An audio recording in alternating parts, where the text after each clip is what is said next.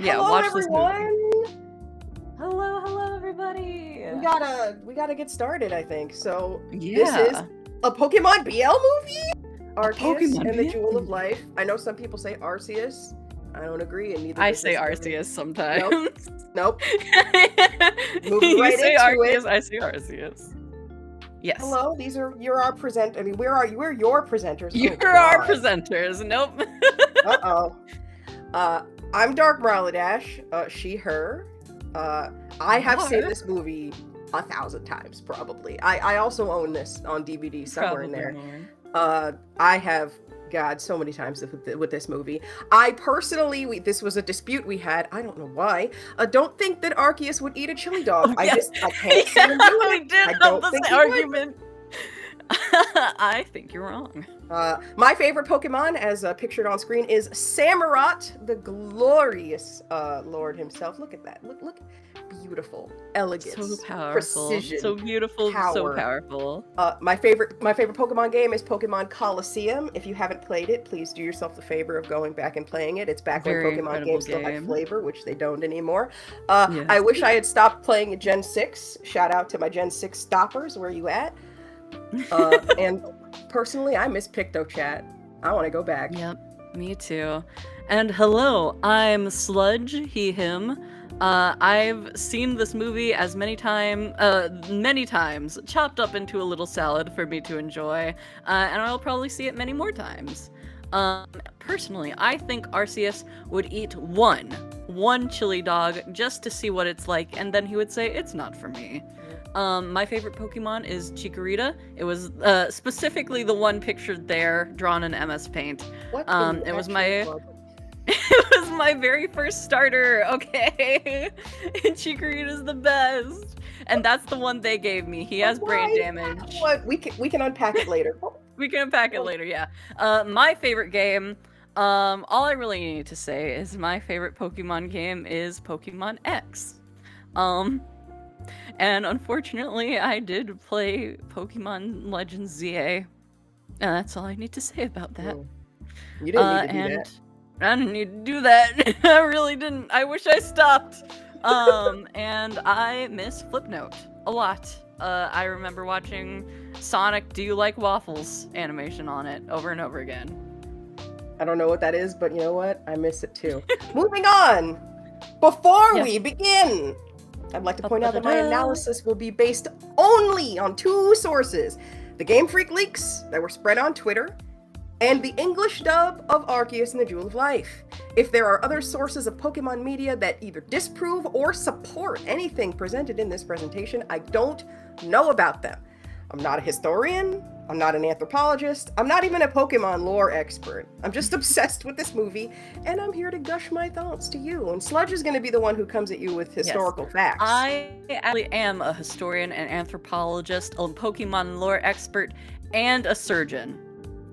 So I know everything, and you should believe me and trust me. What's up? Do you have to have insurance? All right, later. I'll do it for a bag of Skittles. Oh, God. And a monster. Let's have some fun in our imaginations and see if we can find a BL movie hiding inside this Pokemon story. I think we can find one. Yeah, and if you're good, and you have to be good, and I can't see the chat, so, I'm going to have to be told that you were good. But if you're good, and you stay all the way to the end of the panel, judge of that. You'll get to see Ash's melons. I promise you, you'll get to see them. And he'll be wet. And he'll be very wet. So, without further ado, let me tell you a tale of the Pokemon world.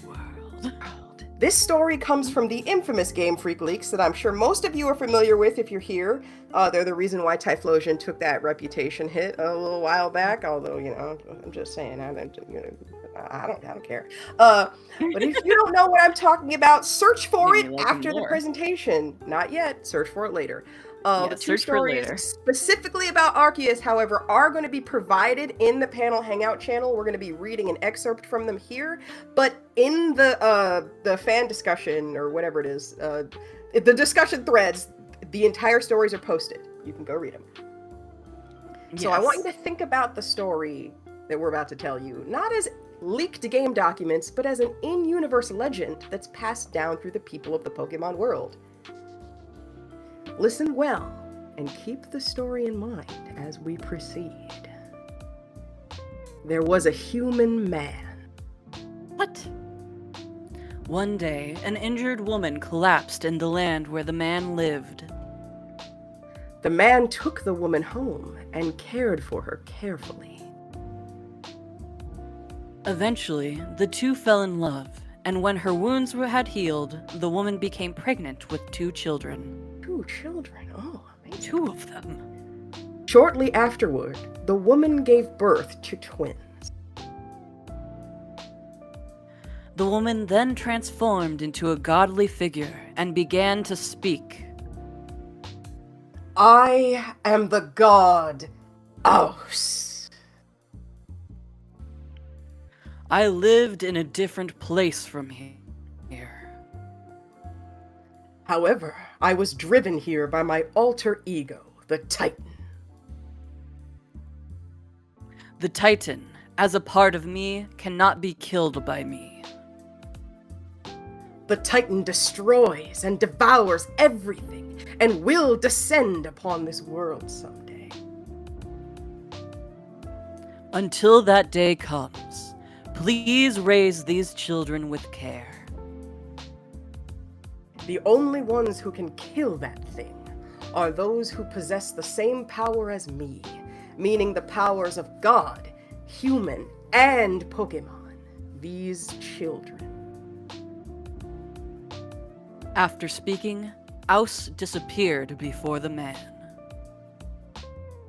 So what did that all mean? What does Aus? it mean? Human! What's this about a Titan? Transformed into a woman? I thought you said this was a BL movie. Yeah, what the hell? Yeah, what the hell? Did you lie to us, bait switch? What? Pregnancy? The twins? What? Twins? Well, Like a I'm gonna full go ahead Aus. and just tell you you that could call I it. think Aus is most likely Arceus. And the human man, we're gonna meet him shortly. It's Dan Green. It's Dan Green. It's Dan Green. Dan Green enjoyers in the chat. Dan Green, everyone. He fucked a god. He fucked a god. The Titan is not represented exactly as portrayed in the leaks, but I do believe we will see an all-powerful destroyer descending upon the world in the movie. We're gonna see it. And on the woman thing, we'll get there. And as for pregnancy, there is some potent pregnancy imagery in this movie. I want you to get ready Very for potent. it. There's more pregnancy Extremely. imagery in the movie than we're even going to show you.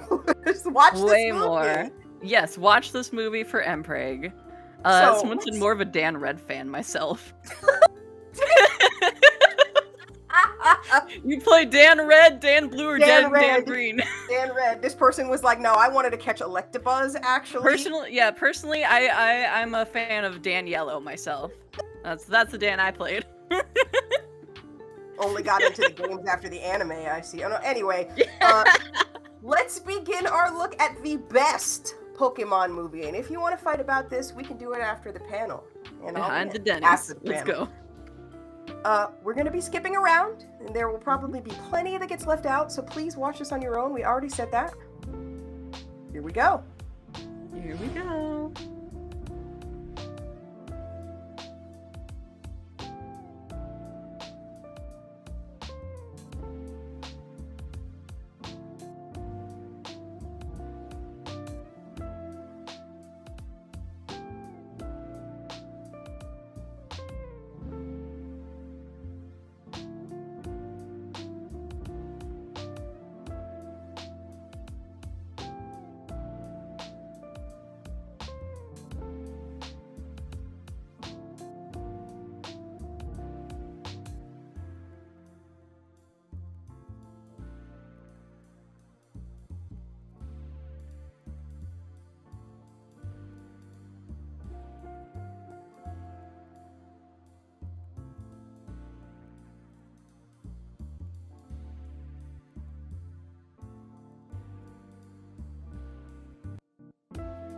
Uh-oh. What is the Jewel of Life? Seems to be a big deal going on about it. Let's hear the story from the perspective of modern-day people in the Pokemon world.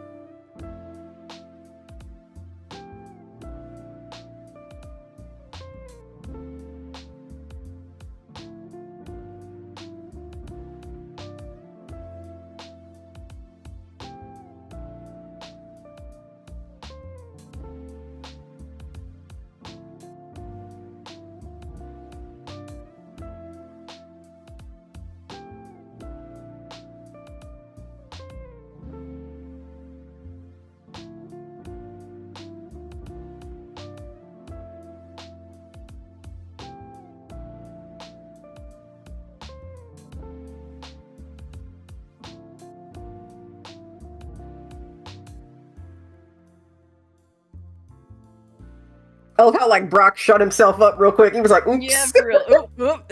Oh, whoop, whoop. Whoops. Didn't mean to say that. So, anyway, Sheena, she's the one who was just talking, told us the version of her version of the legend. Sheena is a woman who is a descendant of Deimos, by the way, who has a magical power that allows her to connect to the hearts of Pokemon. Very, very rare power. Not something that, like, a human typically has. You know what I'm saying?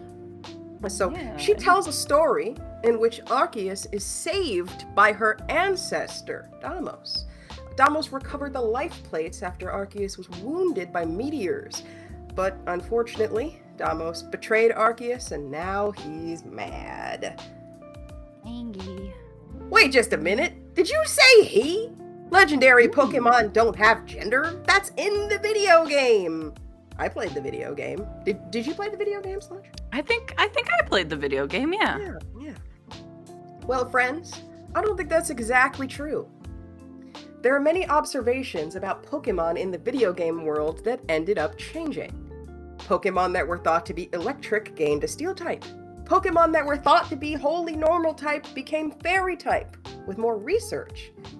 Do the genders of Pokemon represent an absolute understood fact, or do they represent a current level of understanding? Mm-hmm. And have any of the legendary Pokemon been studied in enough depth to determine anything about their genders? These are not Pokemon who spend a lot of time with humans, and Arceus might actually be a rare exception to this. My personal take on gender is that it's a performance, shaped by the will of the performer and the lens of the audience. We can't know everything about the performance that Arceus is putting on. We're not in the mind of a god. Gods, by the way, notorious for being like every gender. And Sludge is going to tell us so much about all this. Oh boy, am I. So, as we watch these clips of Arceus, I want you to ask yourselves, what kind of gender performance do I feel like I'm seeing? In the end, there will be no concrete answer. All of this is up to us and our personal vision.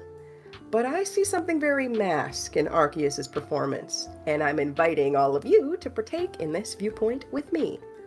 Now that we've given ourselves yet another item to ponder, let's check in on our friends in the Pokemon world who are about to get blown the fuck up.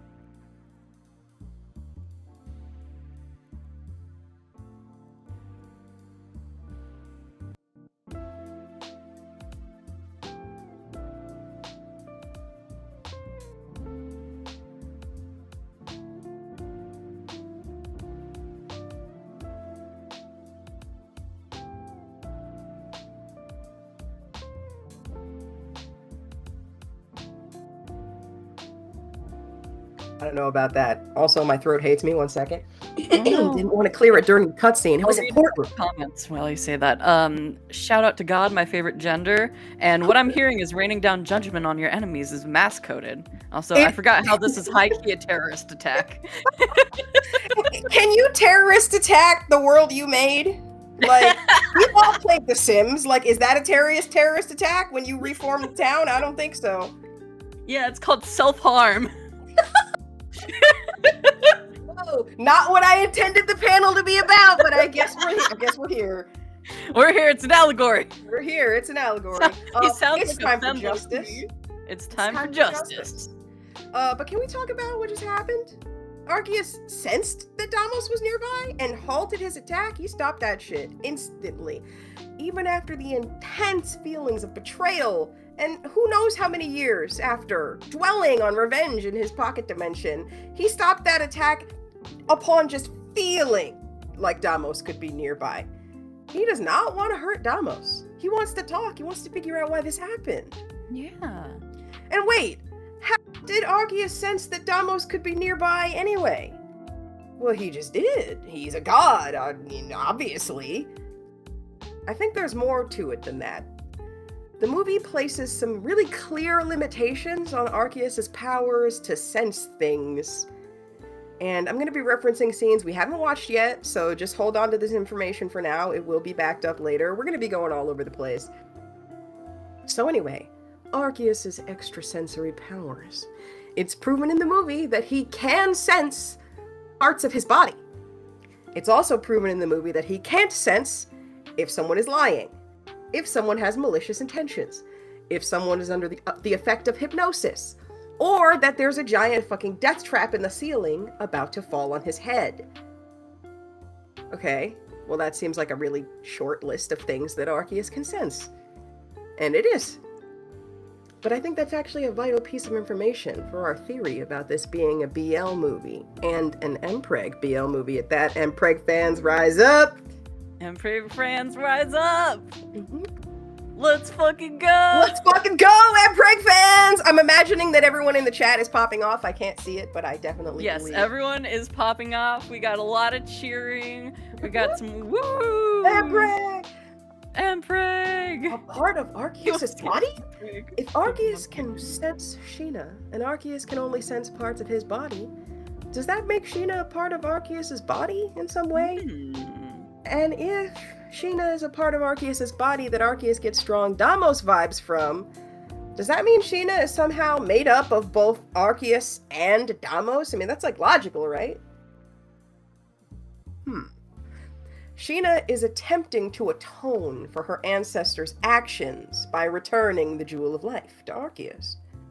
Right now, we're not even halfway through the movie, so audience, alright, whoever's doing the handling, it's time for the poll. How do you think this goes, everyone? A, bad. Yeah, bad. B, yeah, B, really bad. C, astoundingly bad. Or D, so bad we have to do fucking time travel to fix it. Oh god, I hope it's not that one. I hope it's not that one. Surely it can't go with I'm gonna give that. like 30 seconds for this poll. I'm gonna bring up an actual 30 seconds. Yeah, everyone's saying give us the D. Is the poll up? Because I started 30 seconds. The poll is not up, but I can put it up. Okay, let me know when the poll's up, and then I will start 30 seconds. We gotta keep things real short because this panel is long as fuck, guys. I hope you've strapped in. I hope you have snacks. I hope you went to the bathroom.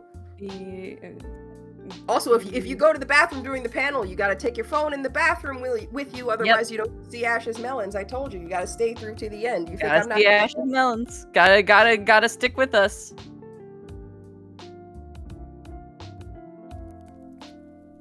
There. All right. The poll is up. I've started 30 seconds. It's up. Start voting, 27. boys. 24. I mean, I already know how. 19. I'll chime in with random numbers. I don't care. Yeah, 19. 14. 69. 75. 30. 9. 9. 22. It's like calling out bingo numbers. 825. It's over. All right. What are the results of the poll? Let me end the poll now. The results is a resounding everyone on D. On D. Damn, we got a lot of fans of the D here. A lot of fans of the D this afternoon. All right, we got our answer locked in. Let's see. You got our answer locked in. Let's see what happens. Let's see it unfold, everybody. Let's see how this goes. Yeah. We need like a prosy D being like, she's going for it. She's going for it. She's offering the Jewel of Life. She's offering the Jewel of Life, and she fumbled.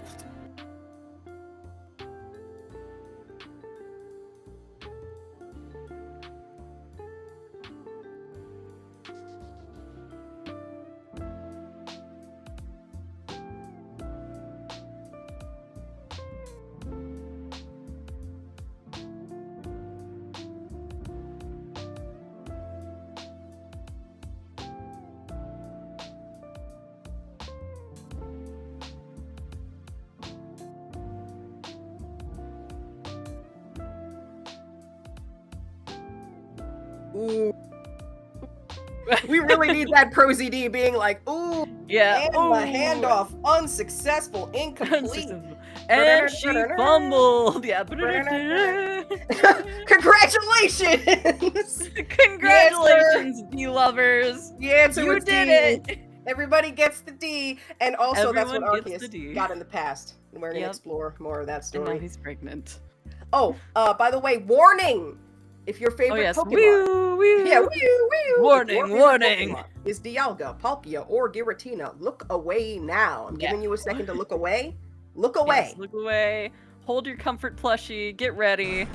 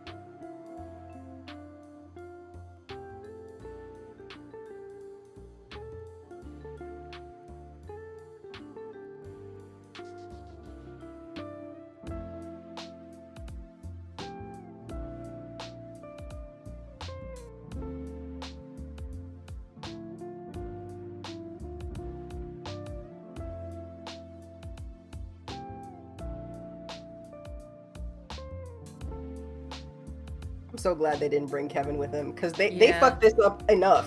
Yep. Without him. Rip to my favorite legendary Pokemon, Kevin. May he rest in peace. May he rest in peace. Fun fact, the three of them are gonna get beat up for almost the entire movie. And Giratina actually gets beat up the worst. We'll check back in with them later. Making me cry laugh also. It's hilarious. It's so funny.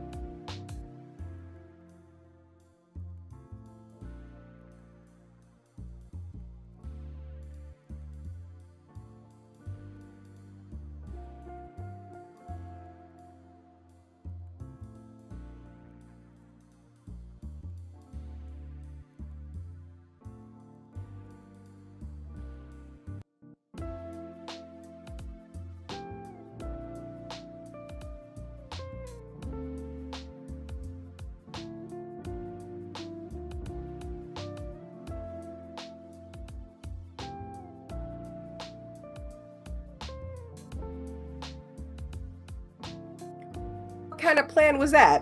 What if he had picked up that call? I know Dialga's fucking dead. It is like, you're asking me to do this? He is on 1 HP. Yeah, like, bro. Kinda close there, guys. We finally meet Damos, I think. Yay! Seems like Maybe. he really did betray Arceus. No. Who was that on the platform with him? Huh. Mm-hmm. The Future Gang doesn't do anything to intervene this go around. They just stand around and die almost. Nope. So the Made events possible. most likely unfolded just as they did in the original history. So we got to go back and see that. Since we see Damos fall and probably die in the pit after Arceus attacks, this adds an important piece of evidence to our theory we're working on. If Sheena is Damos's descendant, and we know when Damos dies, that means he has to have started his family before this final encounter with Arceus. Let's follow the events of the past and see if we can narrow down the time frame for Damos starting his family even more.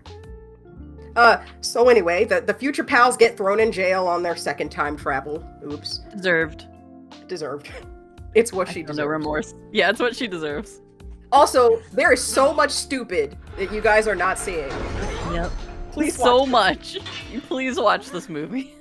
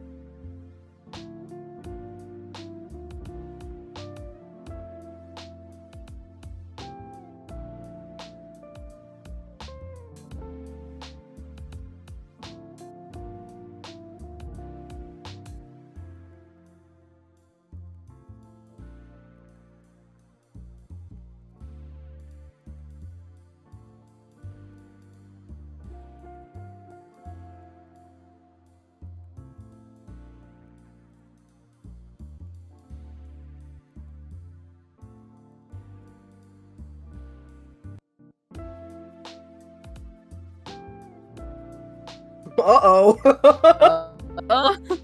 So we finally meet Damos actual. And he does not want to betray Arceus. He's outraged by the idea. He Loves him. But this Marcus guy hypnotized him with Bronzong and then imprisoned him to make sure that he doesn't return the Jewel of Life. It seems like the society Damos lives in isn't as dedicated to Arceus as he is. The old man guard doesn't seem to know what to believe about the Jewel of Life being returned. Oh, by the way, everyone, beautiful scene incoming. Yes, beautiful scene coming. I hope you have your tissues nearby, or you can cry into your plushies. That's fine. Just no, yeah, and you can cry. We're gonna cry together. You're gonna cry.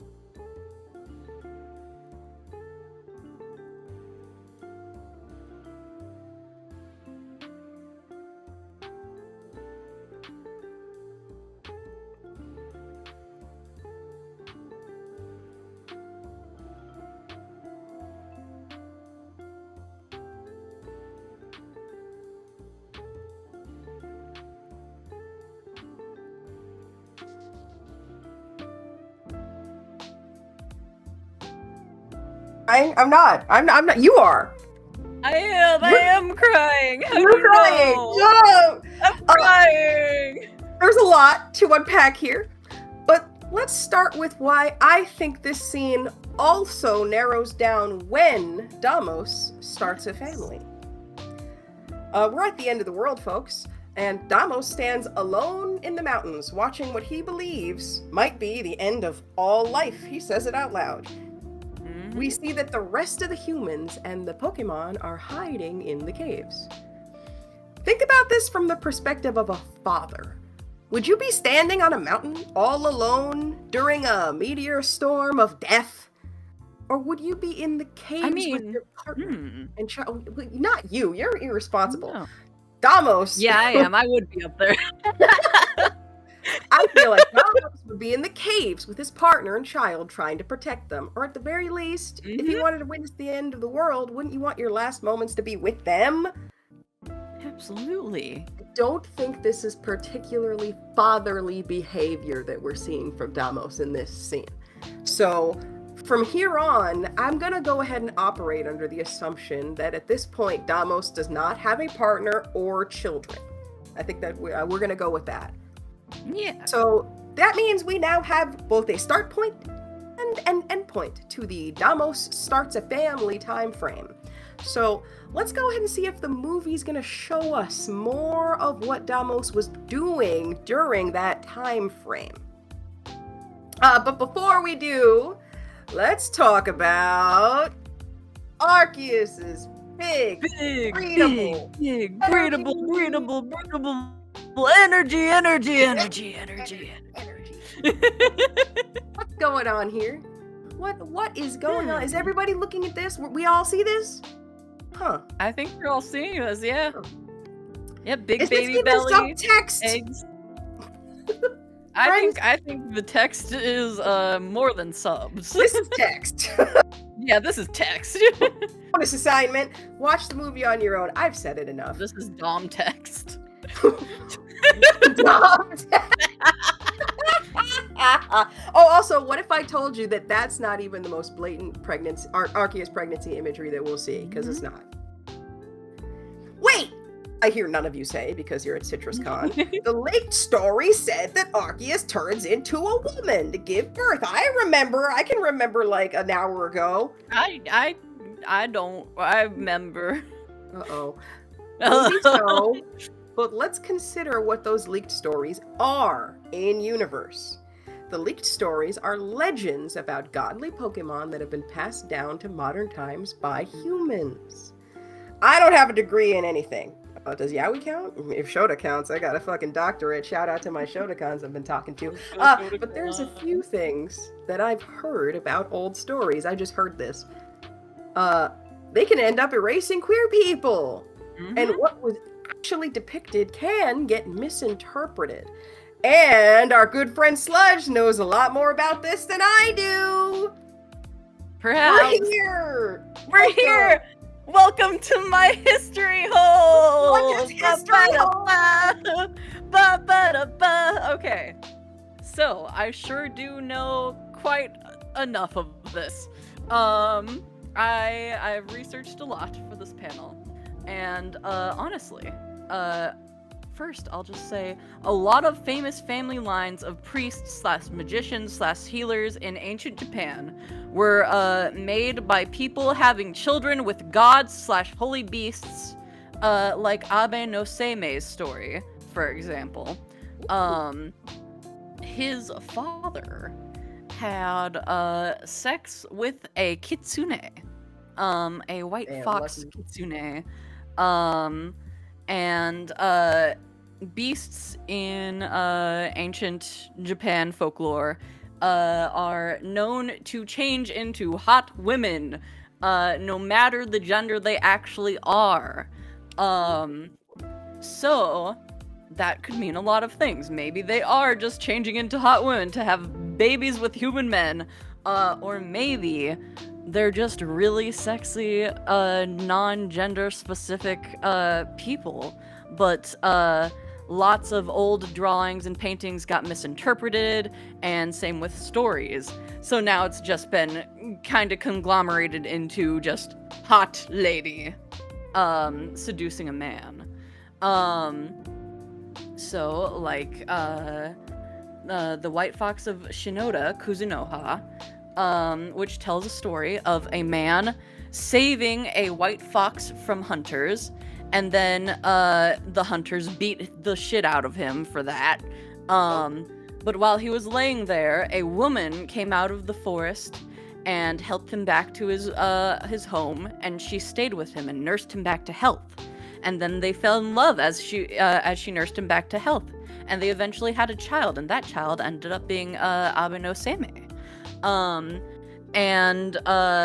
But one night, her child ended up seeing her in her kitsune form. So because she was seen, she had to go back to being a kitsune in the forest. But before then, her husband and their kid went to go see her one last time in the forest where he first met her, and she gifted them with I believe it's a mirror and a golden box, which led Abe no Seimei to become as famous as he is, using those items that his mother left him. I think we know someone else who left an item that helped someone become famous and create amazing things. And I think we know a myth. You're telling me sometimes gods have children with humans, and then something causes them to have to leave? You know what? I sure am saying that. Wow. Yeah. You got any more history in this hole, or is the rest of it for the next? I have a little bit more history to squeeze out of my hole. Get it. I'd also like to talk about Agdistis and Attis. Agdistis was a giant demon in ancient Greek mythology, Nice. Greco-Roman mythology. They were also intersex. Even nicer. And yes, but they were tricked into castrating themselves accidentally. And Still nice. From the penis blood, still nice, yes. From the penis blood, an almond tree grew. And from that almond tree grew almonds, surprisingly. And eventually, when those almonds were ripe, a water nymph, I believe she's a water nymph, Nana, plucked one of the almonds from the tree, placed it between her bosom, and from that almond, I guess absorbing into her titties, she became pregnant with Attis. She didn't want him, she abandoned him, that was a different story. But Attis eventually grows up and is to be wed to King Midas's daughter. But before that, a goddess whose name is Cybele, I believe that's how you say it. Don't correct me yet. Don't ask me, I didn't go to school. Cybele, she became enamored with him, and she has a giant cult. She became enamored with Attis and went to capture him from his wedding ceremony. But he grew mad and he ran away, and underneath a pine tree he castrated himself and bled out. And from that flowers grew. But Cybele went and pleaded for him to be born anew. And he began dressing in women's clothes, and so the priests in her cult also castrated themselves and began dressing in women's clothes just like him. So they dressed in his likeness. And this shows both a miraculous birth, like something dissolving into something else as a symbol for sperm going into an egg, and something becoming pregnant with a child or two because of the thing absorbing into them. It also shows priests dressing in the likeness of a godlike figure. There's, I feel like there's so many themes here that just kind of, they're just kind of swirling around a sort of idea that might be, some ideas that might be in this movie.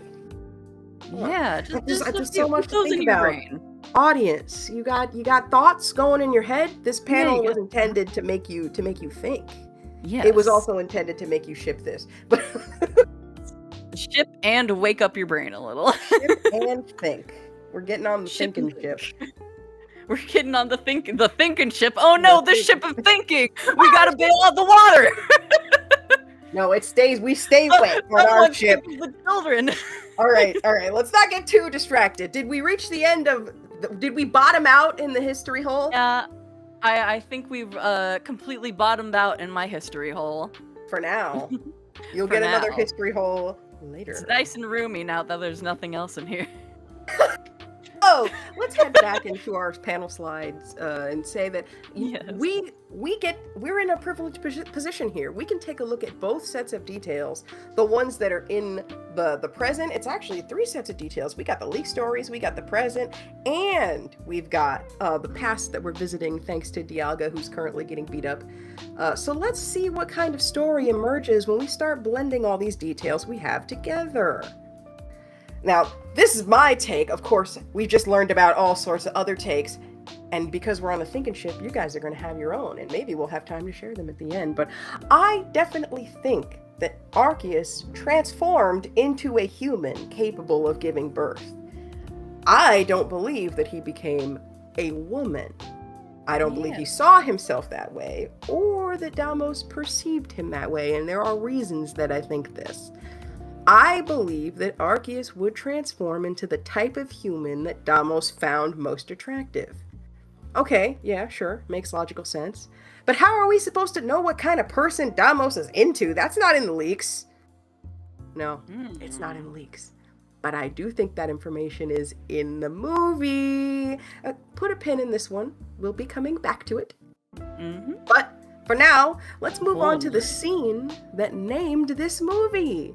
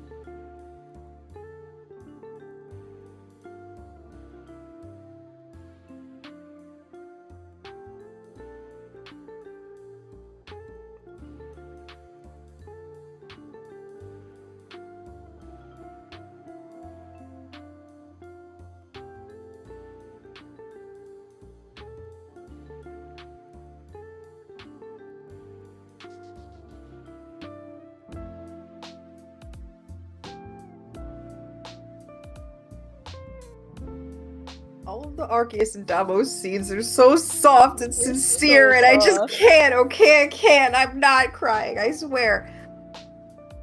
Yes. Trusting you with my life. With his life. Deimos surveying the land, he's considering the future of their society with absolutely no family around him. And then Arceus reveals that his life is... When Arceus reveals that his life is now diminished, Deimos looks scared and shocked. Arceus is clearly precious to him. Also, just want to note that Deimos can visually share his thoughts with Arceus as long as Arceus is listening for them. That first time that we see that, fertile, restored land, that's something that Deimos is thinking, and Arceus can see it. Important detail. Anyway, we're going to enter the first of several speculation zones. So get ready. We got a couple of them, and we're going deep. Like a guitar, like a whap. What if Arceus, at any point, asked Deimos what his ideal human partner would look like with the intention of seeing an example in his thoughts? Do you think that Deimos could hide his thoughts from Arceus if Arceus wanted to see them? Just a little something to chew on. Also, here we go. We're going to do the time skip. It's where all the magic happens.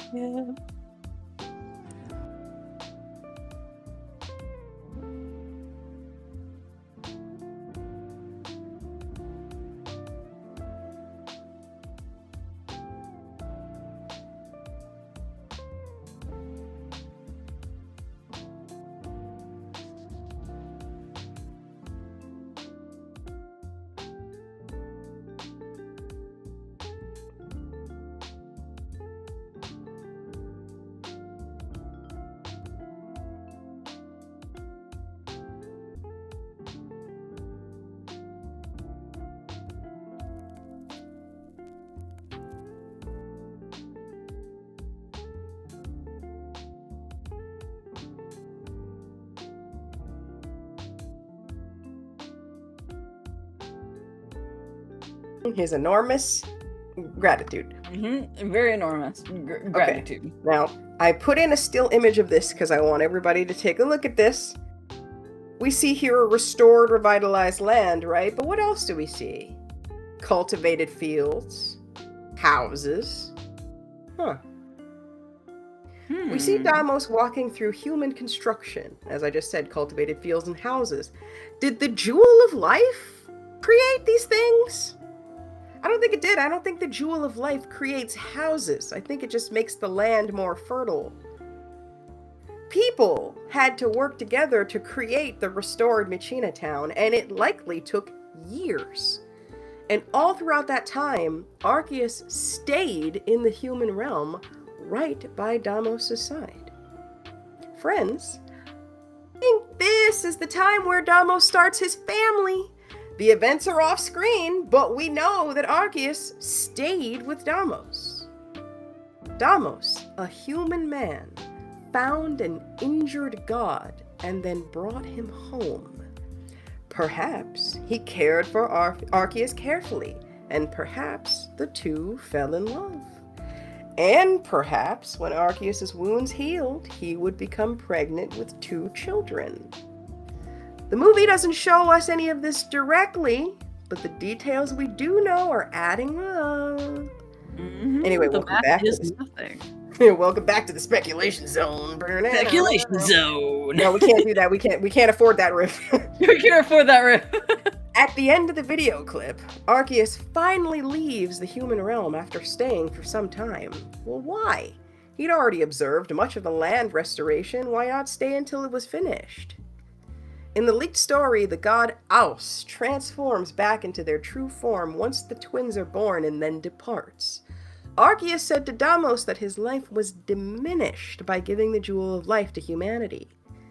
You know what's a very strenuous thing to go through, especially with a diminished body? Pregnancy and childbirth plus shapeshifting. I was going to say eating Taco Bell, but yeah, that works too. I don't think that Arceus would eat chili dogs or Taco Bell or anything that is human filth. And it is beneath him. Was Arceus finally running low on energy after creating so much life in the human world? Does Deimos have the kind of dick that makes you need to rest until the next solar eclipse? I think so. I think he might. Also, here we have an image of the temple that was constructed to Arceus. Turn that goddess inside out. Yes! Yes! After Arceus leaves, Deimos constructs a shrine to honor him. While I'm sure he had help from many people, I want us to remember the specific phrasing that Deimos used. I constructed a shrine. I think this is an important detail. Deimos also says he constructed the shrine out of gratitude, but I'm not convinced that's the whole truth. Was it? There had always been a reason to show gratitude to Arceus. Even before the Jewel of Life was granted, he saved them. But Deimos only starts construction on the shrine after Arceus leaves. From my viewpoint, this seems like it was done because Deimos missed Arceus. I don't think that means the gratitude reasoning was insincere. Deimos just can't say the real reason. Constructing a giant shrine dedicated to him could be a way to feel close, even when Arceus was gone. You could even see the act as Deimos grieving their relationship and coping with loss. And now, our favorite clueless future squad member getting absolutely played. Let's go.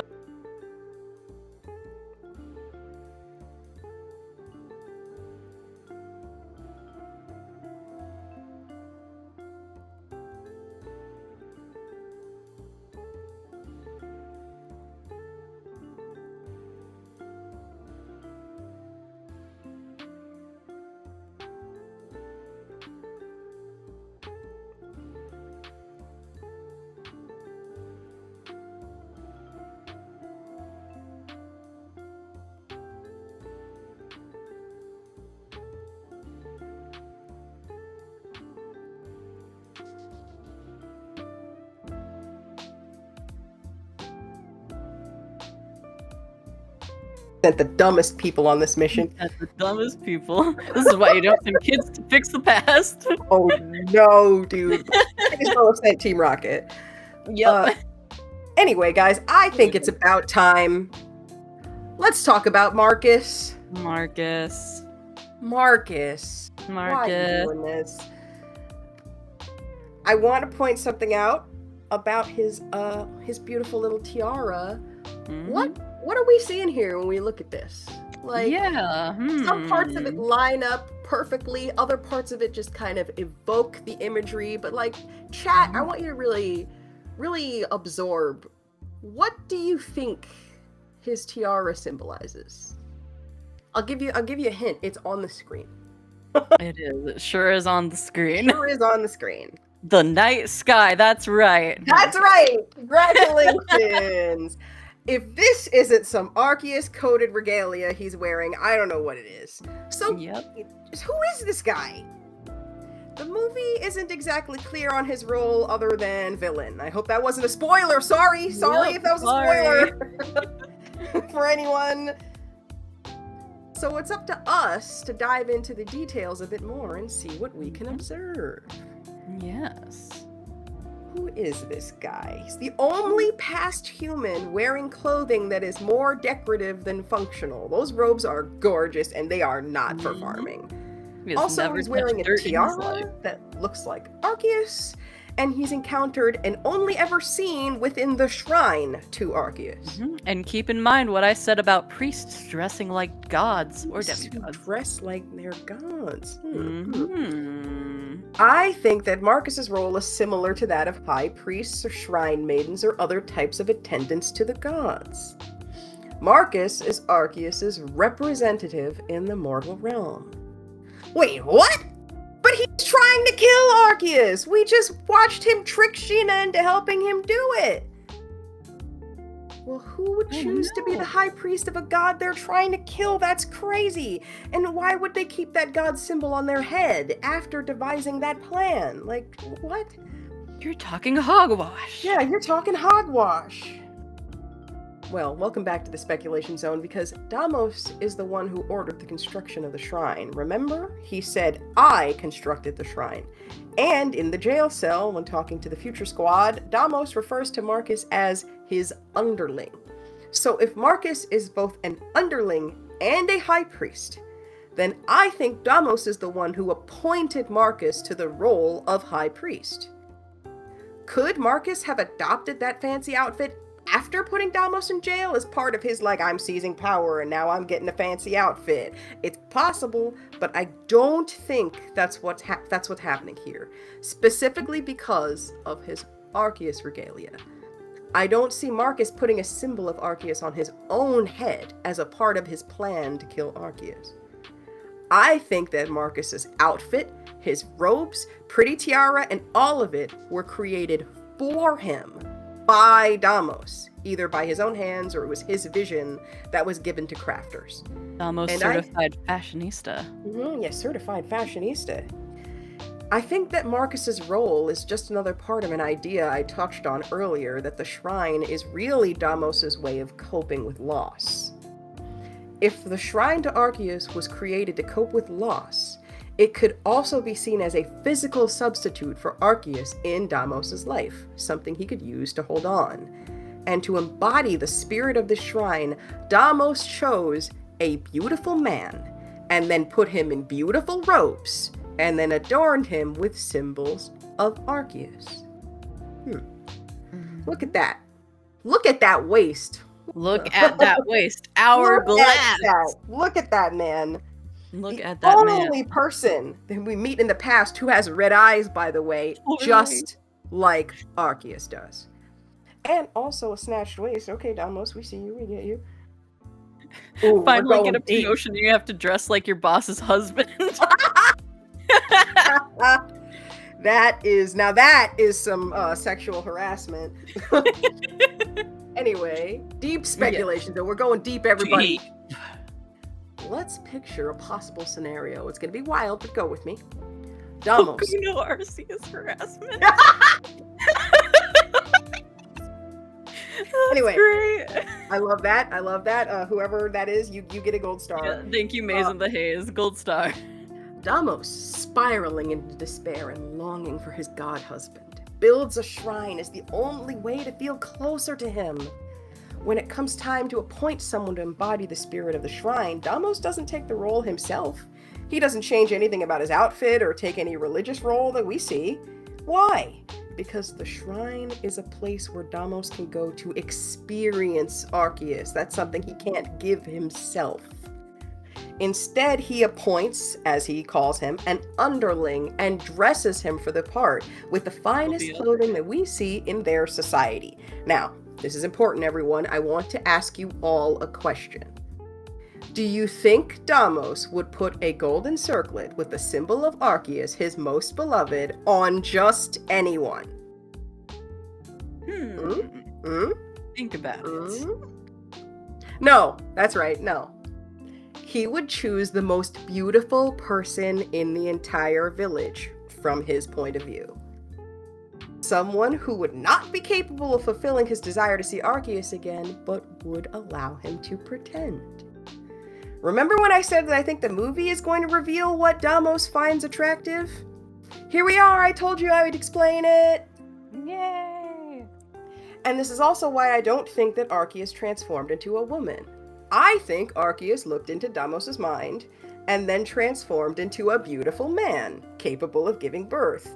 And it's entirely possible that Marcus also fits that description. Wait! So Marcus's whole role in life is to be a substitute for Arceus? Is he being used and potentially discarded later? Well, you know, I'm starting to see why he wouldn't like Arceus so much. Well, there's still some ideas. There's still some more ideas, so I think we should keep exploring. Why doesn't Marcus take off the Arceus regalia? Marcus's stated plan is that he must stop Arceus from reclaiming the Jewel of Life, or the land will turn into a wasteland. That's what he said. This is a plan that is literally involving life and death for their society. Turns into a wasteland, no more crops, everybody dies. So why would he imprison Damos instead of killing him? When he knows, the old man knows, everybody knows that if Damos gets out of jail, he will return the Jewel of Life to Arceus. And that spells doom for everybody. Marcus is not averse to killing. He wants to kill Arceus, after all. Things don't quite add up here. Is he really trying to prevent Michina Town from turning back to a wasteland? Or is there something hidden in Marcus's motivations? Perhaps something very attached to Deimos, and yet also resentful of Arceus. We were talking about this when we did the panel preview, Sludge. There's a word for this, right? I think there's like a word for this, like something what was it? What did you say it was? Oh gosh, what did I say it was? It was like started with a J. Yeah, I know. We'll figure it out. We'll figure it out. Something to think about as we move on. Jack off. Jack off. There we go. Jellicent. Maybe it was Jellicent. Oh, jelly beans. That's jelly beans. That's jelly it. Beans. Jelly beans, everybody. Jelly beans, everybody.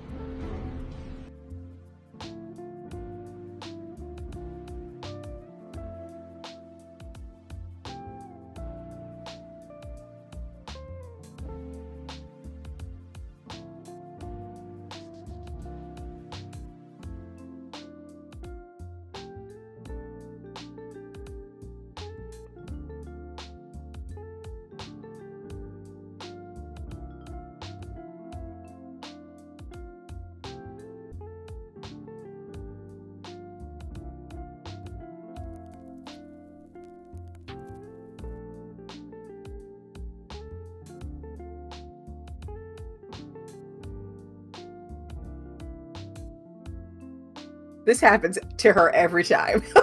And I love it. Yep. Where is Deimos? This scene, by the way, is the one that stuck out to me the most the first time I watched this movie. The first time I watched this was like when it came out. There was no Game Freak leaks. It was way before that. But something about that line just made me stuck with me, made me feel like there's something going on between them. Arceus is not even sort of concerned with the Jewel of Life at first. When she says he isn't coming, he said, did something happen to him? No concern for his Jewel of Life, for his own body, nothing. He said, where is my husband now? Genuine panic in Arceus's voice. Arceus, who was not afraid to hurl his body into a meteor. But the idea of some kind of harm befalling Deimos terrified him. Does Arceus love Deimos more than he cares about his own life? Well, I sure hope so, because he's about to lose that life. Mm-hmm.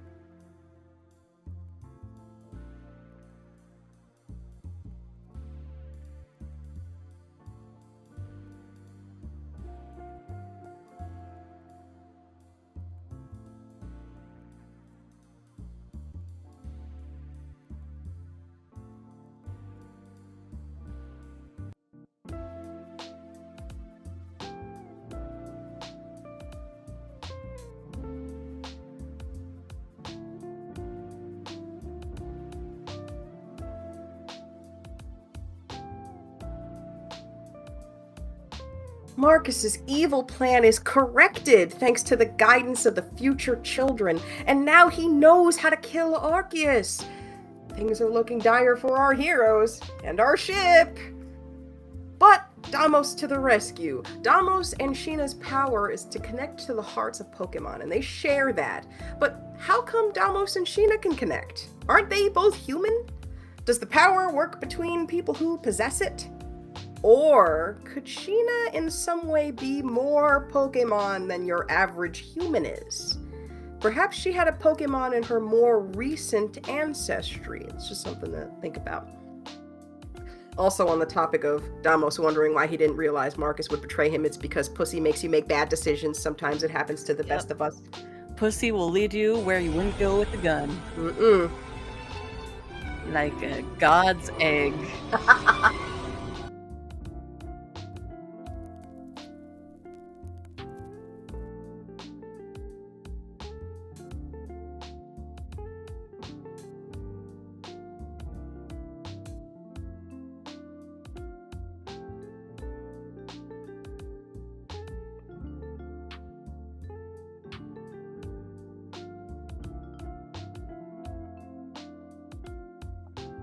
Desperate to calm Arceus' rage, Deimos and Sheena try their best, and Sheena is immediately ejected from the bond. This is between Arceus and Deimos. No one else.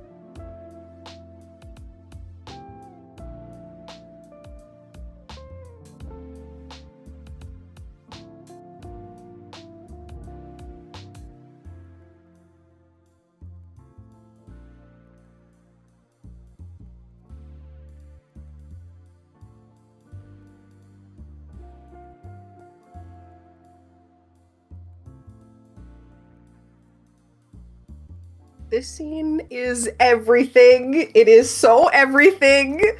Please carry it with you forever. Deimos would burn himself alive if it meant getting to Arceus. You can just feel how much each of those steps through his rage must have hurt. It didn't matter. I love how the movie makes it very clear that Ash can't do anything about this. Ash is often the chosen one in these stories, but not this time. Ash is helplessly extending the Jewel of Life in this sad, gray pit of death. He can't connect to Arceus. This isn't his life to save. Indeed got Thanos snapped. And remember when I said that we hadn't even seen the most blatant Arceus pregnancy imagery yet? They could have drawn this any other kind of way. The world was their oyster, and yet they chose to draw it like this. Like this. Maddie Like May also this? said, I've definitely seen this imagery of something small breaking through a larger spherical barrier before. In health class. In health class. I've seen this in health class too. Yeah, we all know this. We know what this means. I know what this means. I wonder why they decided to animate it this way. You know, it's just something for us to think. I know I'm asking you guys to think about a lot, but you got to think about this one. Think about this one more. Also, can we just talk about how Deimos is looking at Arceus right here? You know he has the universe's most conflicted boner right now. Like, the massive size difference between himself and his god is doing it for him, but the situation is also so awful, and he really shouldn't be there mentally, but he can't help it. I mean, look at this face. Oh, that is He is a like, man so in love, so horny, and so worried. So horny right now. He also knows that where he is like not real. Like, he's standing in front of people. He's dead, but it's reality. still out there. Yeah, like, his descendant is right there next to him. He's like, don't do it, don't do it, don't do it. Like, don't look down, don't look down. Once Deimos is able to reach Arceus, his rage subsides. No words are exchanged, but the situation is completely understood. I think this means that Arceus essentially received the full download of the situation, all of the events that transpired while he was away, from Deimos' perspective in his head. And I think this matters quite a bit for what's about to happen next.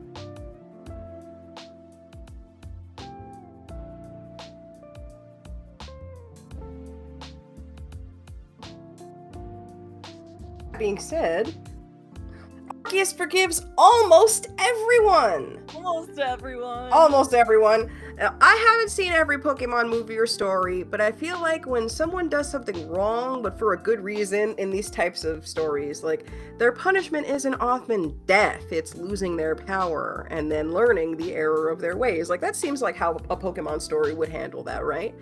But Marcus falls and dies here, and Arceus very clearly chooses not to save him.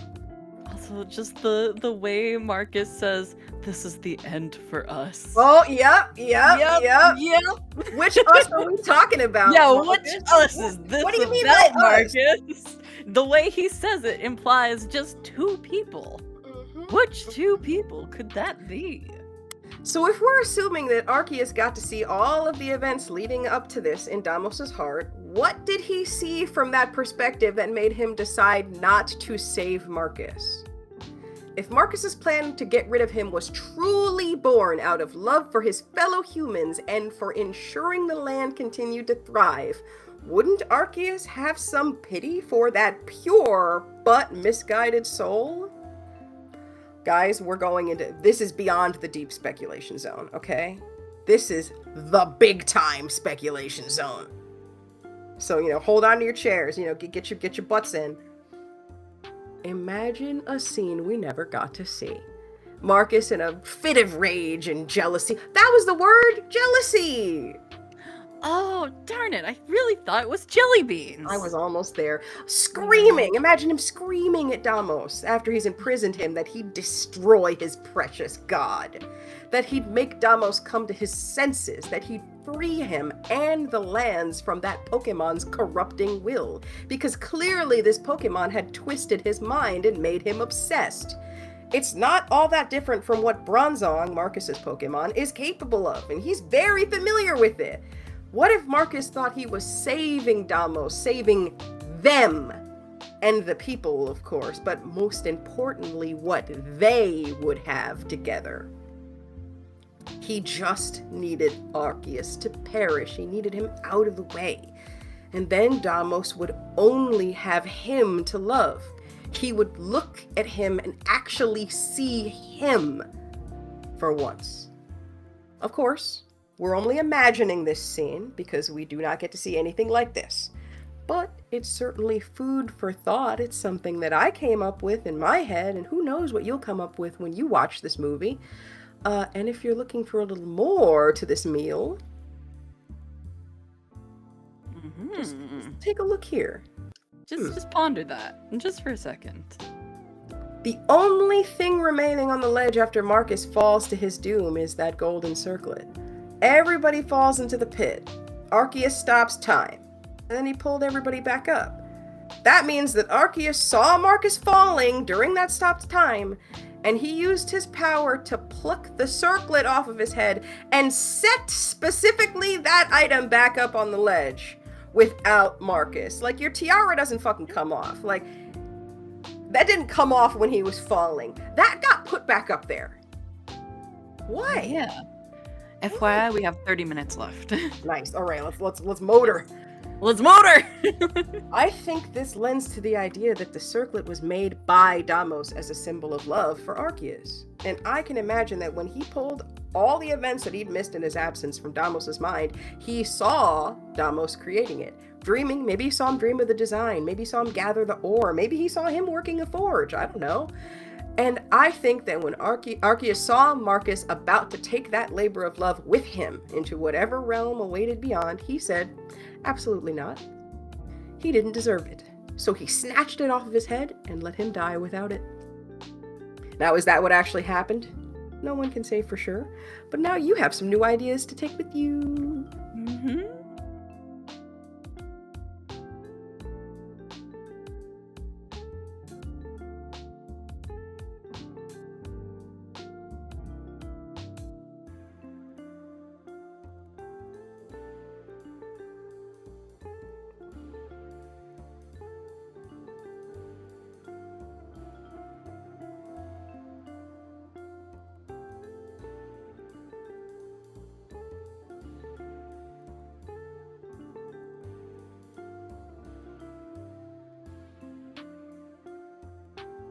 Aww. All are Arceus' beloved, but he made sure to address Deimos before anyone else. We're coming to the end of the story, everyone, but I think we have time for one more little rant, if you'll bear with me. Oh. Just one more. Just one more. I want to talk about this image here. It's probably more than one, let's be real. But yeah, just more than one. Take a look at this. We got our future squad. Look at this photograph. We got Deimos. We got, by the way, those Rattata that are next to the old man. Please watch this movie. Yes, the Rattata. Please Rattata watch Squad's the fucking Rattata. great. Also, a special no thanks to Piplup. Fucks everything. Yeah, fuck Piplup. Aside from Deimos and the future children, most of the humans are as far away from Arceus as they can be. The closest of them is the old jail guard who is cowering behind a pillar. And let's remember that the old jail guard said he wasn't sure who was right, Deimos or Marcus, and he was just fine with assisting Marcus in keeping Deimos locked up. I don't think the people here have developed the relationships with Pokemon that we're so used to seeing in the modern era. There doesn't seem to be much love or trust between Pokemon and common people, and there's more scenes that show that you'll see when you watch this. The idea that Arceus is a god of Pokemon probably means that he's decidedly not a god of humans to the average villager. Why would a Pokemon god help them instead of trying to, eat them or something? Why would any Pokemon do anything to humanity's benefit without being forced to do so with restraints and training? You saw in that scene that they rely heavily on restraints to get Pokemon to obey. This town has a gigantic shrine that was built to Arceus, and yet the people working in that shrine had no issue with converting it into a death trap for that very same Arceus. What kind of people do that to their own god? Yeah. They probably wouldn't. I don't think Arceus truly was their god, not yet. I think right now, faith in Arceus is a concept that's just getting started. It's created by a man who is equal parts hero and madman. Deimos is the guy who raises the jewel of life and makes it so that you can grow crops. Everybody respects him, but they also think he's crazy. I think the people built that shrine out of loyalty to Deimos, but not to his god. There was only one person in that shrine who truly worshipped Arceus, and that was Deimos. But fast forwarding to the future, we see that the shrine has been maintained, it's been upgraded, it's been outfitted with devices to monitor the dimensions and tell stories. It has a line of keepers that remains unbroken. And we also see in the future that humans love and trust Pokemon the way Damos does. Damos, by the way, the only person who doesn't have restraints on his Pichu. Only person that you see in the past that doesn't have restraints on their Pokemon. Yep, the only one without bondage, Pichu. I mean, I'm not saying that I'm averse to seeing Pichu in bond. And that's for later. That's is later. it possible that the union between Damos and Arceus was the start of the union between all humans and all Pokemon? Well, I think that would be pretty beautiful. I think that would be pretty gay. I mean, beautiful. Yeah, gay, I mean, beautiful. And beautiful.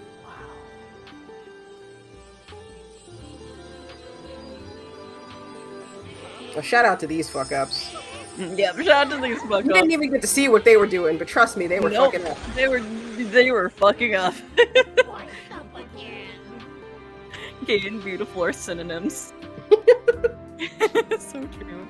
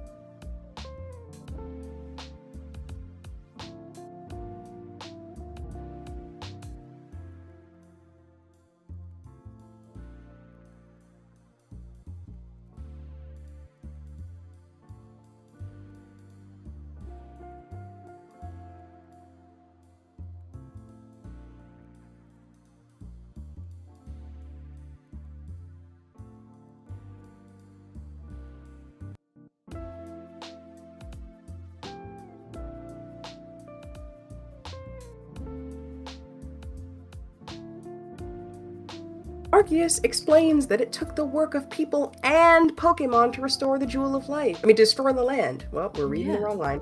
Not just the Jewel of Life. Work that probably took quite some time, as we pointed out. More than enough for him and Damos to start a family in the time skip. Also, here he is, everybody. A big shout out. The MVP. Round of Big applause shout for out. MVP. That's my goal. Let's go, Dialga. Holding it down at like 1 Holding down HP the the fort at whole 1 movie. The one who made it Playing possible dead. for us, Dialga. I am so sorry. I am so sorry, Dialga. Thank you, I go King. back and just, ooh, so bad. He is for real face down the entire movie. Yes.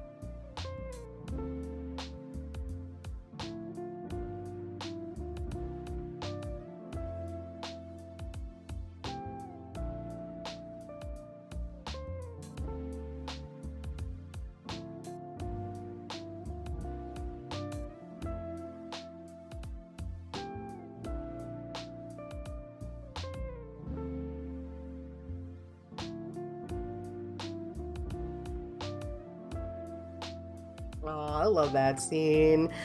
So good. When we say goodbye, I think we're gonna need one last trip. We got the holes re-prepped, everybody. We got the hole re-prepped, new going back hole. in. We're Also, I going just want to back advance because I in. think that the thing I wanted to have on screen while we talk about it is this. Yes, there we go.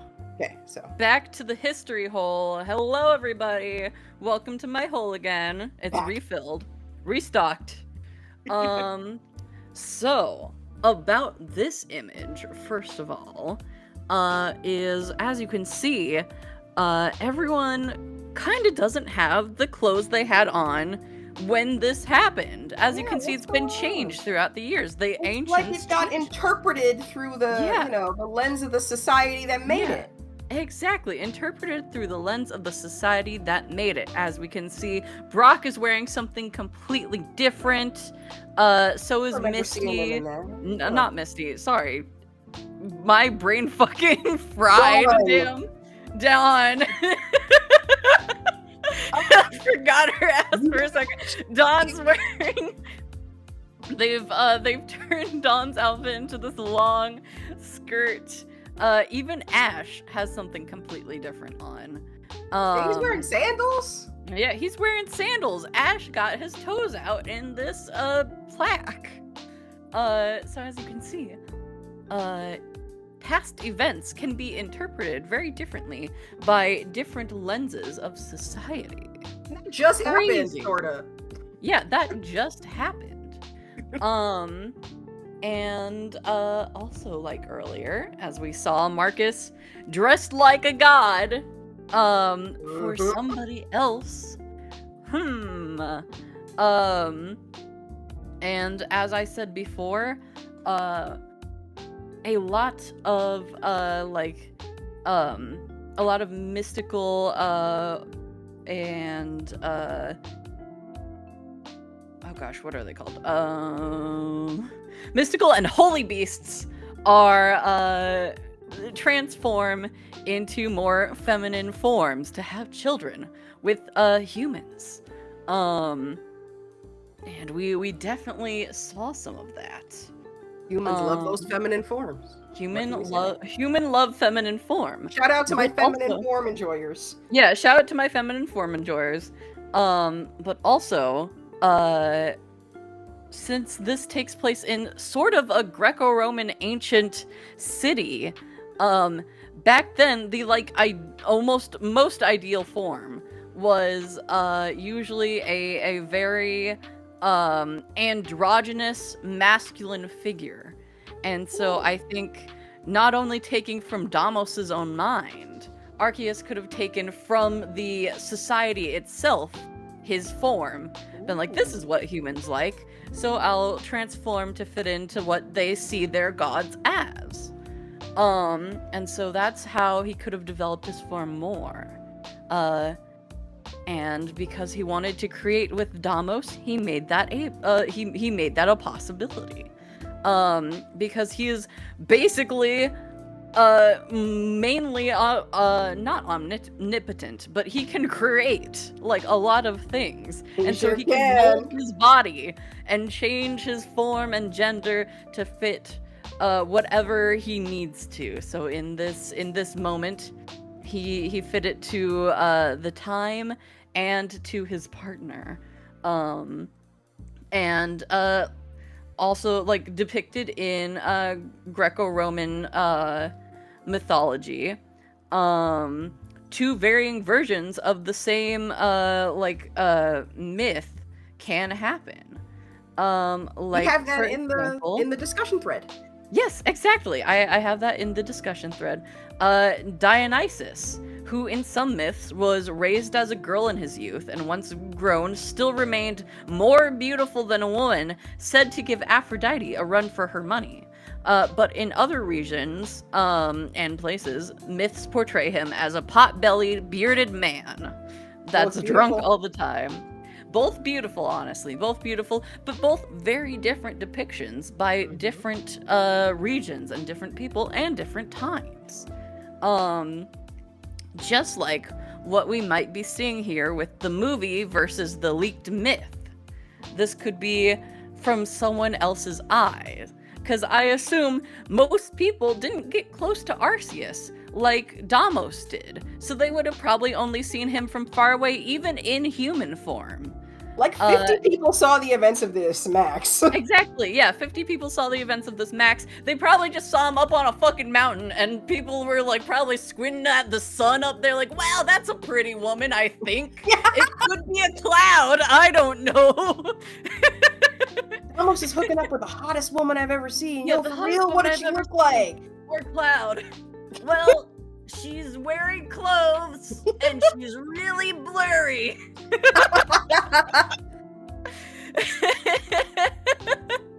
Exactly. Don't ask a Spartan why their wives cut their hair short and wore boys' clothing on wedding nights. Exactly.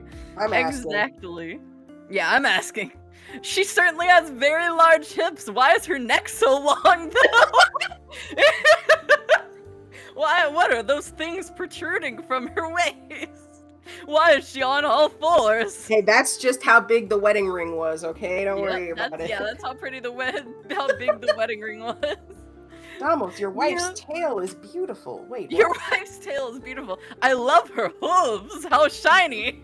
Those are the daintiest hooves in the Pokemon world. Thank you very much. Those are the daintiest hooves.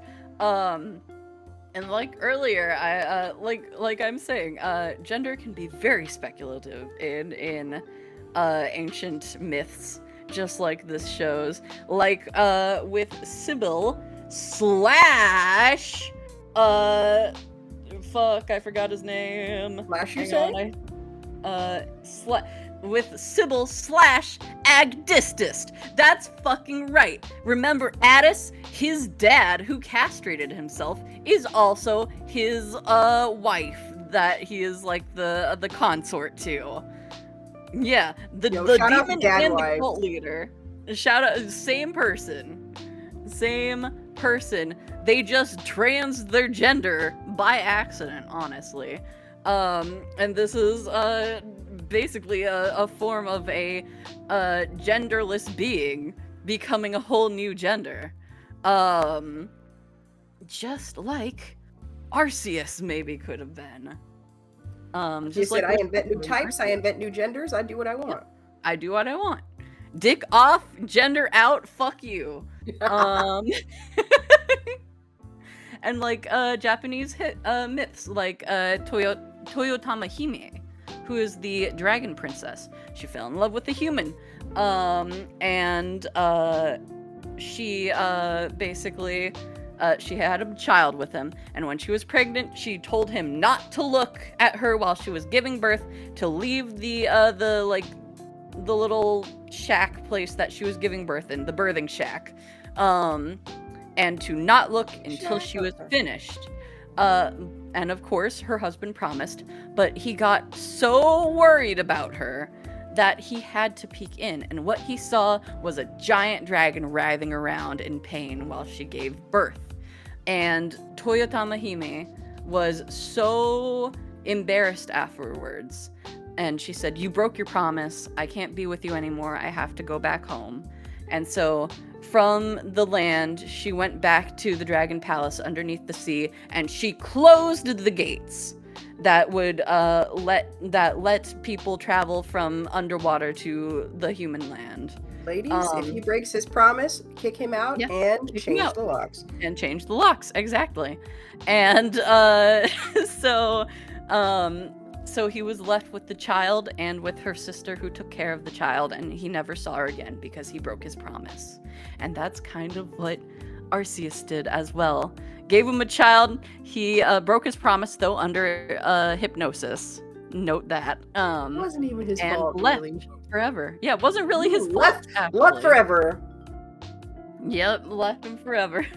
So I'm adding birthing shack to my list of things I never want to hear again, and Toyotathon.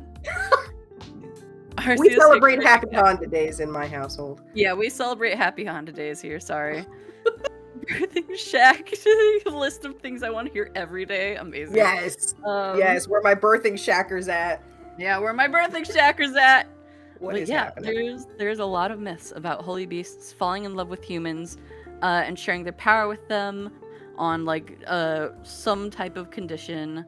And there's also a lot of mythical beasts just despite their gender showing up as pretty people to seduce men. If you want to seduce a human man, get pretty. Get pretty. Exactly. So yeah, I think that's pretty much all I want to hit on in this history hole. Well, we did it. I think that might be all the content. Yeah. In the presentation. So we have like 9 more minutes. Yeah, we got 9 more minutes. We have people here, and they stayed all the way to the end. Not really. There's a little bit. There's a little tiny. There are some final thoughts left, but there's a few final thoughts. This is the victory lap, everybody. Yeah, victory lap. Woo. To the end.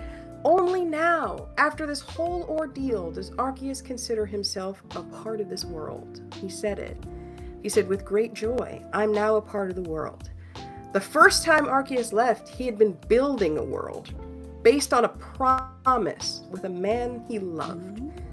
That is canon. He did refer to Deimos as his beloved. Now he was talking to everybody, but when he said it, he made sure to address Deimos separately first. So I'm going to say that means he considers Deimos his beloved.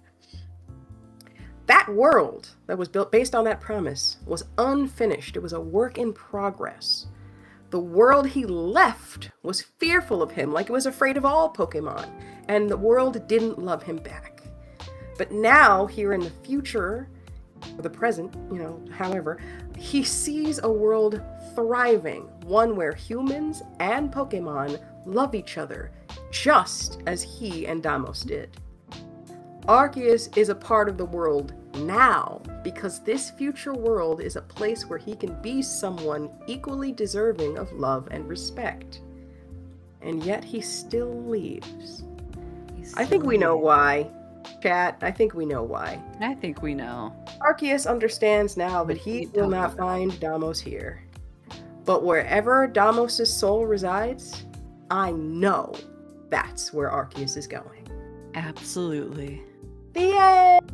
The end! Yay! Thank you guys so much for coming. We managed to fit this panel within the time limit. You don't even want to know how much we went over. Yeah. Yeah. It was bad.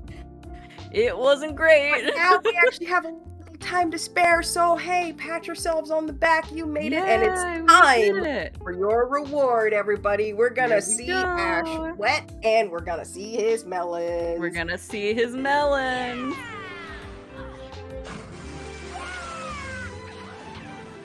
Also, a little something for the feet people.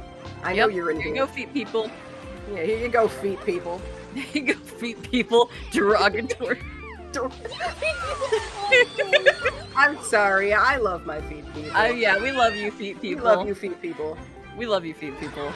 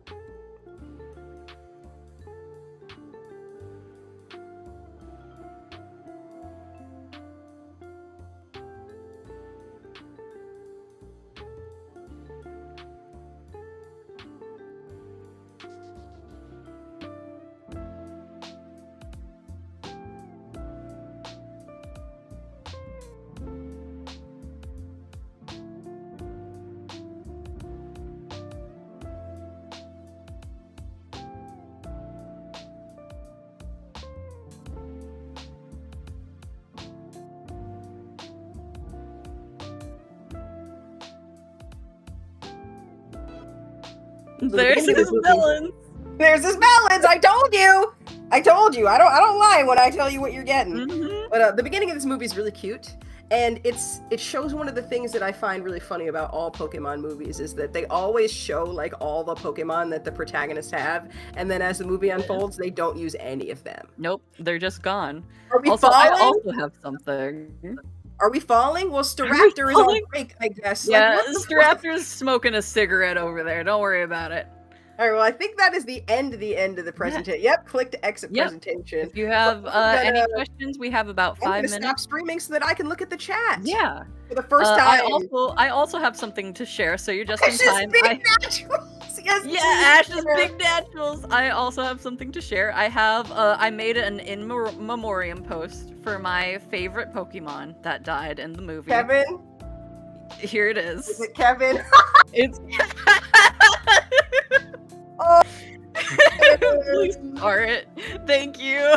shout Please, for please, Kevin. can we get this to the That's starboard? not even his name. Kyle. Oh yeah, it's Kevin. Nice. Watch the Kyle. movie yourself and find out. Yeah, watch the movie for yourself and find out. Rest in peace, Kyle Vin. I was ready to accept any K name.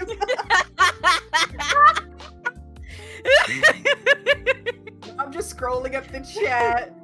Yes, scroll up the chat. There are some really good ones. I actually sent you some in DM. Standing looking stoic as they assault him. Yes, if anyone has questions, comments, now would be the time. I know, I love Yes. Pachirisu so much. Where do I post Arceus Mpreg art? Post it in the discussion thread. Post Yes, it in the Pokemon. post it in the Pokemon fan meeting discussion and in the thread. discussion thread. Please, I Please. want to see it. I want to see it so bad. What I want to see is someone make one of Ash's melons into Arceus's Oh middle, yeah, and like, in ball. Monster Fucker and in Fur. Yes. Guys, I have been shipping this movie Yeah. in solitude for almost a decade. Yes. I am insane. And then had I to joined, make and this now channel. all of you are coming with us. I needed people to know. Please, if you make content about this movie, I will devour it with a kind of hunger that can only be Cute. unleashed in those who have been starving for Hello, decades. this boy is so cute. Oh my god. Cats Mpreg on you. on you. Incredible. Shilling Secrets of the Jungle movie for Ash's Tarzan boyfriend. Oh, that's one of the Pokemon movies I haven't seen. I've seen Well, a we lot of need them. to watch that one now. It's well, Let's watch that together. I stopped. What did I say? I'm a Gen 6 stopper. I know, but look at the cute boy. Next year, please, let's do it. Let's Next watch year. it next year. Next I'm year. down. I have so many watch parties I need to do. I'm making a watch party for Bravern next year. Yes. I'm doing it. It needs Yes, to be done. Bravern. And I will be there. There was something else I was thinking and I forgot. I'm I know also that I making had a in my lot of head watch that there was another parties. watch party I wanted to do and I've already forgotten. Yeah, I wrote them down. Write them down. I forgot. Oh, I how am I know. gonna write it down? I know you God. did. We'll remember it and then write it down. Fuck. But yes, please, someone make one of Ash's I love melons Bravern. into Arceus's like middle ball, like his pregnant tummy. Make it the melon. Why? Leave some airtime for other people. We can't. We can't. There's too many. I'm sorry, Maddie. I'm sorry. We have too many good things to We have show you. Way too many good things. I have to show Oh, the someone people said this Mr. channel was Villain's amazing. Day off. Thank you. Yay! Thank you. I'm glad I could be of service, sharing my hyperfixations with the Yes. rest of you. And I'm glad I could aid with my hole. Throwing all men into the birthing shack, hell yeah! Yes. Put them all in there. Yes. Oh, that's a very good Ash. No ship, human yeah. form, they fuck like Pokemon. Oh, trust me, when I envision them fucking, it doesn't involve the human form all the time. Oh yeah, it's as all the time. Pokemon Not for all the sure. Monster fucker in me thinks he just shrinked himself. Yo, let's go. Yes, let's go. I don't think he shrunk himself. He shrunk himself. Lady up, and she turns out to be a clown. Damn. Yeah, the real reason Marcus was jealous, he can't turn into a Pokemon. Can't turn into a He will never be as beautiful as Arceus. I don't care. He will never Okay. be. You will never be a Alien horse. Pokemon. That's the most beautiful alien horse. Mm-hmm. That's the sexiest They alien always horse I've be ever holding seen. hands.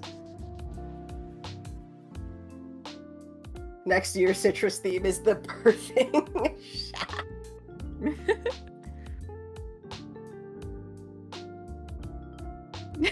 Yes, star that. Get that up there. I'm we screenshotting. we all need you to go watch this movie. Not during the con because there's so many other We all people's need panels you that to I go want you into to the go birthing see. shack. But on Monday, go watch this movie. Yeah, go watch this I'm sure movie. that there's a place that you can watch it legally, like I did. I totally did. Yeah. I have it on DVD.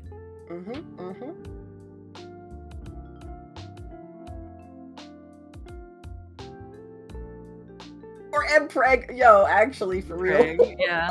I'm sure it's on Crunchyroll. I can actually, like, check. Well, I can't right now, but it probably is. When I was looking for artwork to use for this, I think I saw that it was on, was it Hulu? I think it's on Hulu. It's probably on Hulu. It's on one of those. It's on one of those. It's on one of those. But we are officially at time. Yay, we did it! We did it! We had time left. Arceus and Davos is the embodiment of the meme that's like, be not afraid, sir. Before we go, do you have anything you want to promo? Yes! Any social? Yes, on Sunday! Come to Smasher Pass! Yes, come to Smasher Pass! Come watch a Smasher Pass! I didn't come prepared. Yes, and honestly, come submit your Smasher Passes, and we'll Smasher Pass them. If you like me and Sludge's vibe, we're gonna be there, and we're gonna have even more fun because our friend Tavy is gonna be there too. Oh hell yeah! That's extra fun for no extra prize. Did I even submit Arceus to Smasher Pass? I don't think you did, but you need to. Here's the link to where you can submit for Fujin Smasher Pass. Yes, you do have to submit. Yeah. There's the link. You get 3 hosts I'll for submit the price Arceus of 1.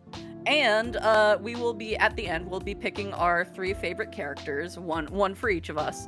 And the 3 winners will get a prize. Wait, there's prizes? There's prizes. Oh, fuck. There's prizes Am I allowed to win prizes? The 3 hottest Yowie boys. I mean, if you can't choose your own. You can't choose Arceus as the hottest. You got to choose someone else's Blorbo. I'm sorry. But if either me or Tavy, without knowing that it's your character, choose you can win prizes. We're reading the quiz to be Cyndaquil.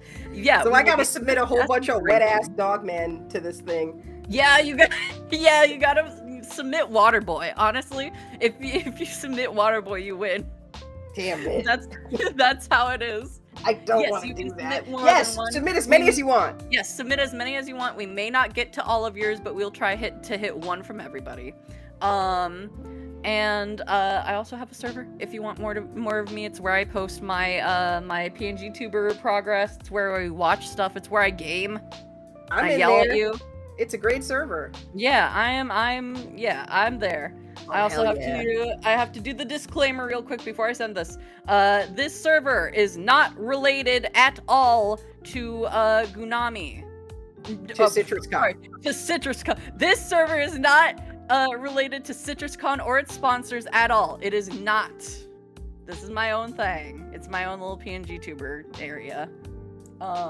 Yeah, go through your Shota catalog, please. Send them in. So if you would like to hang out with me more, if you want more me, I'm not really on social media, but I am on here.